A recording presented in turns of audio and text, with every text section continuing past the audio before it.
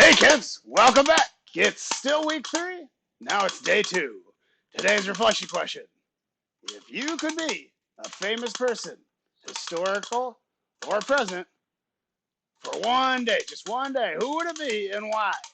Remember, be thoughtful, 2 to 3 complete sentences. See you later.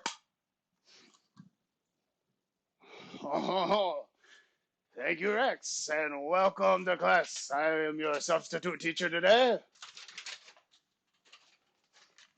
My name is Mr. Ermer. It's French, so please excuse my outrageous accent. I do not know where Mr. Ermer is today, but I have his notes, and we should have a very nice day. Okay. First, the weather report for the day at the offsite studio. It is -1 degree centigrade. It's a bit overcast, so a nice day again. Mr. Ramry is my name. Today, yeah, Mr. Ermer has left a joke for you today. What do you call a T-Rex that sets off fireworks? It's dynamite. That's very good. Okay, so agenda item. I was introducing myself as Mr. Ramry. It's a pleasure to be here as your instructor for the day. Agenda item 2, I will be giving shout outs and Cougar Cash to 10 students. Very good. Agenda item 3, it is a read and quiz update. Agenda item 4, there will be talk about incomplete work.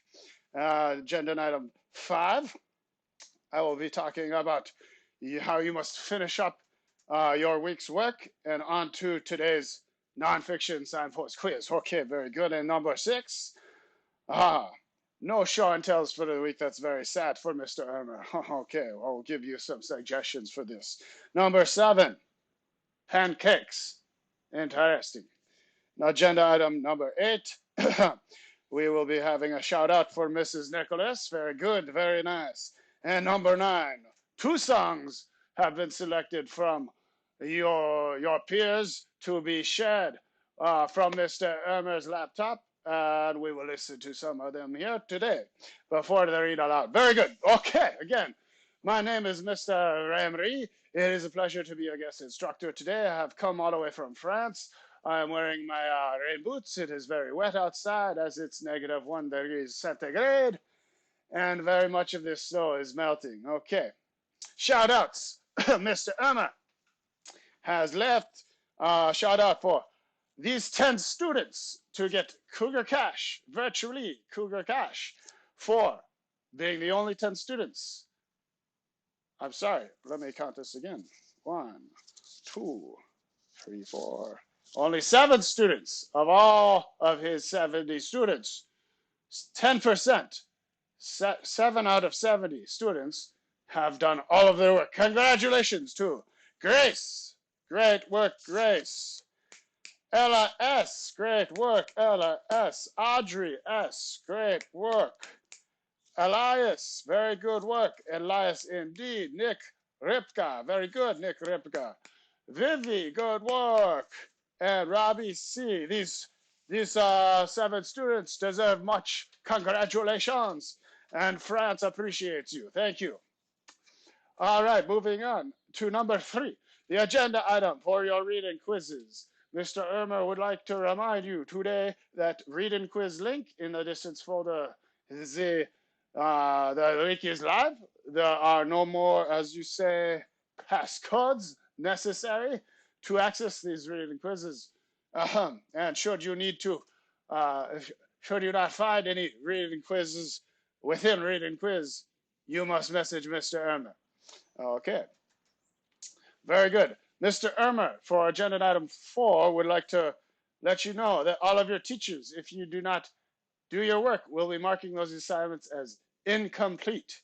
The school, Cottage Grove Middle School, would like you to know that this will not be affecting your grade, but it will be giving you an alert to, that you must go and do this assignment that has not been completed. It will no longer be marked as missing, which would affect your grade. So it is up to you to be checking your work. as incomplete. And please contact your teachers should you have any issues of needing better understanding for your incomplete work. Naughty, naughty students not doing their work. Okay, agenda number 5, moving along. All right, over the Monday, Tuesday, and Wednesday, you should have finished up marking your texts for the article titled, It's For You to Know You Forgive. We are wrapping up the Holocaust unit. This is your assessment. So you must finish up your marking of the text following the directions in the article. It's for you to forgive. It's for you to know you forgive. Forgive my outrageous French accent. It is sometimes hard for me to read English. So finish up your article. Once you have finished and shared your article, Mr. Ermer reminded me to share your article and your text marking with Mr. Ermer. Then move on to today's nonfiction signpost quiz. You must use that article with the quiz. So make sure you have the article open. See the quiz. There are 10 questions, multiple choice. Good luck, everybody. Okay. Agenda item number 6, show and tells. Mr. Ermer wanted me to know that he is very unhappy that you did not submit his show and tell assignment. As a reminder, this is not a graded assignment. It will not affect your grade. But it's nice to see pictures of you out there in space land on the internet land, that see how you are enjoying yourselves at home and the things that you are seeing in your nature hikes. Please submit to the show and tells. Mr. Ermer is much sad that you have not shared with him so that he could share with you all. Okay. Agenda item number 7. Mr. Ermer would like you to know that he has eaten an unprecedented amount of pancakes now that he has been home in his apartment. I assume he is sick. I do not know where he is. I do not know why I've been called in. But he has eaten an unprecedented amount of pancakes. For that, he is thankful. Very good. Okay, number 8. Shout out to Mrs. Nicholas. Mr. Ermer has instructed me on how to use these his very own duck and goose calls. He has used cleansing wipes. They have been disinfected. We have the duck decoy. I see. I'm very familiar with these in France. We'll see about calling in, being very sneaky and calling in the birds for us.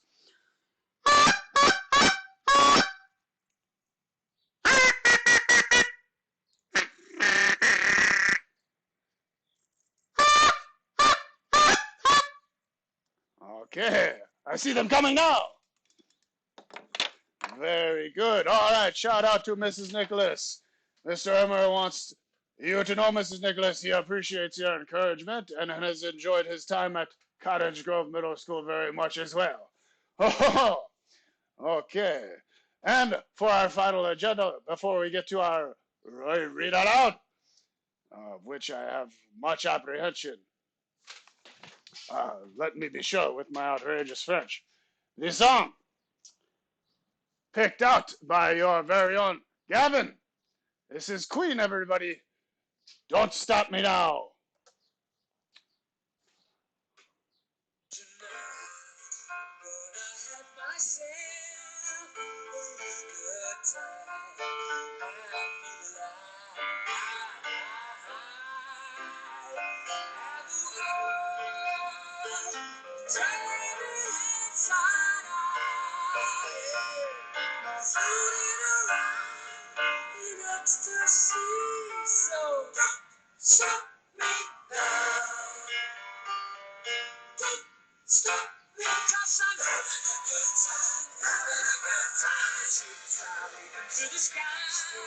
Mr. Ermer has instructed me not to play the whole song, but it is a very powerful song. Freddie Mercury, I remember seeing him out in front of the Louvre in Paris. Oh, what a beautiful, beautiful band and powerful performance he gave in Paris. All right, your next song to be played only for a short time. Boss Lady by Windy Child, as requested by Sophie. Aha, Sophie, what a lovely French name. Aha, oui, oui.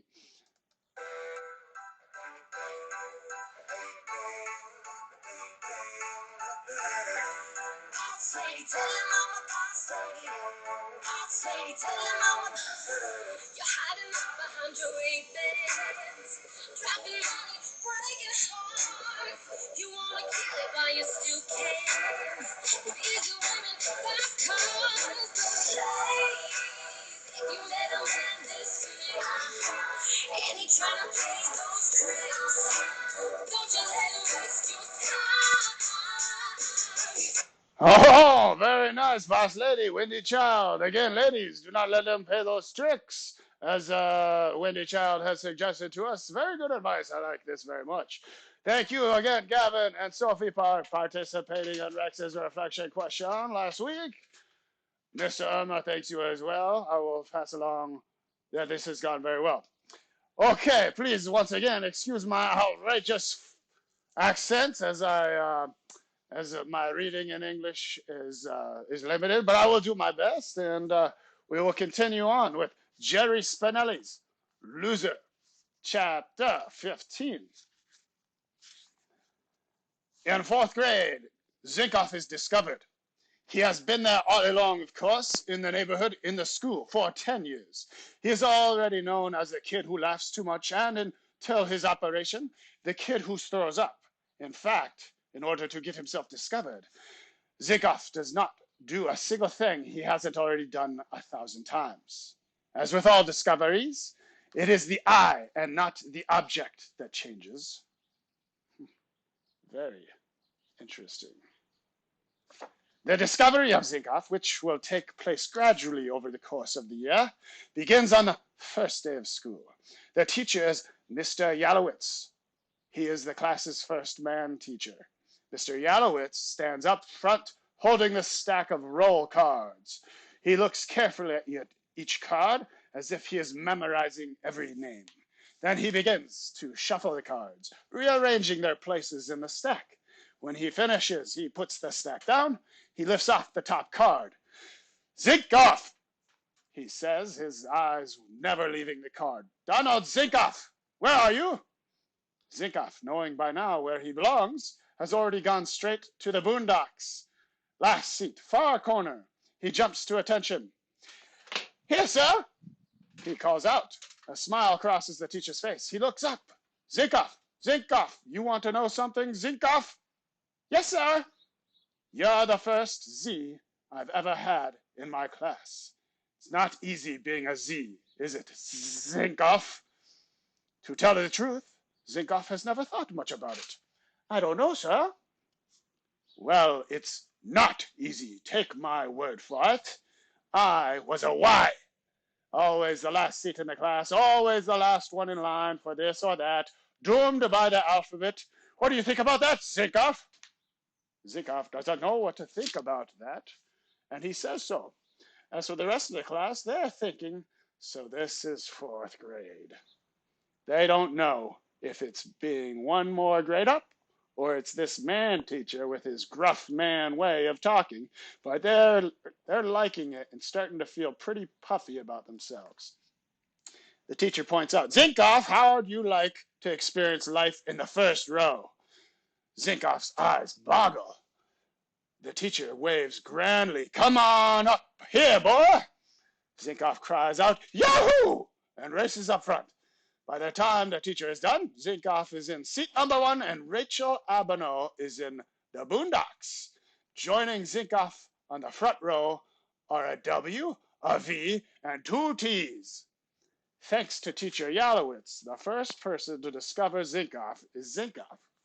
Unlike his teachers in grades 2 and 3, this one seems delighted with him. He is forever making pronouncements that give Zinkoff new views of himself. Every morning the first week, for example, as soon as Zinkoff enters the classroom, the teacher proclaims, and the Z shall be first. One day as he arrives for work at 7:30 a.m., the teacher spots Zinkoff alone on the playground coming down the sliding board. He calls out, You'll be early to your own funeral, boy. Like Zinkoff's previous teacher, Mr. Yalowitz notes his atrocious underrating. Mr. Z he says. Whenever you put pencil to paper, unspeakable things happen. Unlike the other teachers, he says this while laughing and adds, thank God for keyboards. Mr. Yalowitz is fussy about his green board. Every Friday at precisely 2:30 in the afternoon, he washes his green board. For this purpose, he keeps a bucket of sponge in a book and supply closet. On a Friday afternoon in November, Mr. Yalowitz is called away from class. By the time he gets back, it is well past 2:30. Zinkoff is up front, standing on a chair, reaching for a highest part on the green board with the wet sponge. Mr. Yalowitz gives him a chuckle. Ha ha! Independent little critter, aren't you? Zinkoff isn't sure if his teacher's remark is a statement or a question, nor does he quite understand what it means, but he likes the sound of it and decides it must be good, whatever it is. He looks down at the teacher and beams. Yes, sir! The teacher makes himself comfortable while his student finishes the job. When Zinkoff returns to his front row seat, the class applauds. Someone even whistles. Aha, Mr. Ermer always wishes he could whistle very loud. Who can whistle very loud? I wish I could hear such things. By placing Zinkoff up front, by spotlighting Zinkoff with clever remarks, Mr. Yalowitz unwittingly hastens the other's discovery of him. Something else hastens that discovery too. New eyes. I wonder whose eyes? Ha ha! By the end of the third grade, most of the kids' baby teeth were gone. The permanent ones had arrived in their mouths. Around fourth grade, something similar happens with eyes. The baby eyes don't drop out, nor are there eye fairies around to leave quarters under pillows, but new eyes do arrive nevertheless. Big kid eyes replace little kid eyes. Little kid eyes are scoopers. They just scoop up everything they see and swallow it whole. No questions asked. Big kid eyes are picky. They notice things that the little kid eyes never bothered with. The way a teacher blows her nose, the way a kid dresses or pronounces a word. 27 classmates now turn their new big kid eyes to Zinkoff, and suddenly they see things they haven't seen before. I wonder what they will see of Zinkoff. Zinkoff has always been clumsy, but now they notice. Zinkoff has always been messy and atrocious and too early and giggly and slow and more often than not wrong in his answers. But now they notice. They notice the stars on his shirts and his atrocious hair and his atrocious way of walking and the atrocious way of volunteers. He volunteers for everything. I love this word, atrocious. Ha ha! They notice it all, even the dime-sized birthmark on his neck below his right earlobe. It has been there for 10 years, but now they notice and they stare and they say, what's that? And when the teacher returns graded papers, they peek over Zinkoff's shoulder and see that he never gets an A. When the music teacher comes and demonstrates instruments and passes out sheets to sign up for lessons and orchestra, they peek again and see that the silly goose, ha ha, signed up for all 8 instruments, the silly goose. Those who practice with him in the school orchestra notice that he is given the thunder drum, as the teacher calls it. They notice that every time he pounds the drum, he is 3 beats early or 3 beats late, and they wince and roll their big kid eyes at each other and scowl at the teacher as if to say, do something. And she does something. She gives him a flute, the least damaging instrument. She still often veers off course, a wanderer among the clarinets and violins. Still, he often veers of course a wanderer among the clarinets and violins. The orchestra kids tell the rest of the kids. The rest of the kids tell their parents. And when the chorus and orchestra recital takes place that spring, nearly everyone in the audience keeps an ear peeled for the lost, solitary squeak of Zinkoff's flute. It is in the first week of June, of that year that Zinkoff is most profoundly discovered. It happens during field day. I wonder what will happen next week on field day. We will discover. Once again, it has been a pleasure. My name is Mr. Ermer. Please give Mr. Ermer a good review of my instruction today. Please send my regards to Mrs. Nicholas. And be well, everybody. Au revoir.